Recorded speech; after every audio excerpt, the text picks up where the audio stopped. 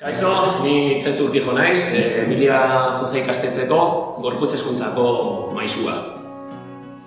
Kaixo, ni Ruth naiz, Emilia Zuzako andereñoa, bigarren mailakoa. Kaixo, Zuriño Fernandez nauzue, eta andereñoa naiz Emilia Zuza eskolan, bigarren mailako tutorea.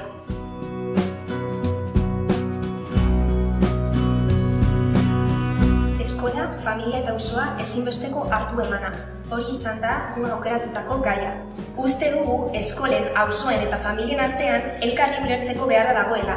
Hiru esparru hauek dira da umeen hezkuntzaren arduradun nagusienak.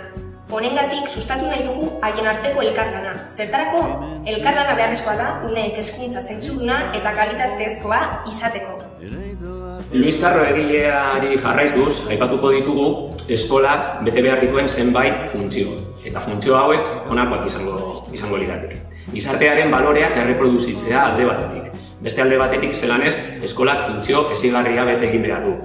Ezin dugu ahaztu beste funtzioen artean oso importantea da beste bat, ikasle guztiei aukera berdinak ematea. Horretarako euren arteko alde sozioekonomikoak berdinduz. Eta zertan esanik ez, eskolak bete behar duen beste funtzio bat gizarteratze funtzioa dugu. Eskola eta familiaren arteko harremanak beharrezkoak dira kalitatezko hezkuntza edukitzeko.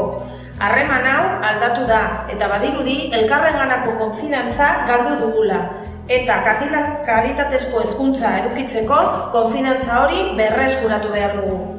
Konfidantza hori berreskuratzea aldera, gure ustetan badaude bi kontzeptu ezinbestekoak direnak. Alde batetik daukagu hezkuntza inklusiboa eta beste alde batetik kulturartekotasuna. Modu honetan, ulertzen ditugunak.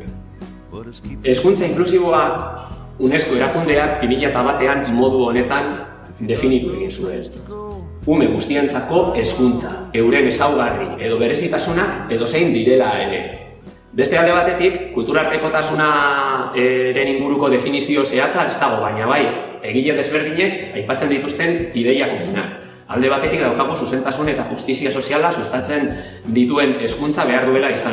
Beste alde batetik aurreiritzien aurka borrokatzen duena. Eta bukatzeko aipatzen da beste ezaugarrietako bat da, kulturartekotasuna sustatzen duen hezkuntza badala arrasakeria arbuiatzen duena.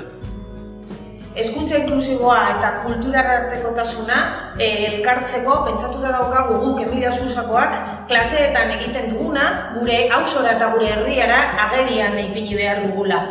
Horrela lortzeko zer erabili behar dugu? Gure familiak erabili behar ditugu eta herrian ditugun gauzak. Horrela gure laguntza horretan lortuko dugu.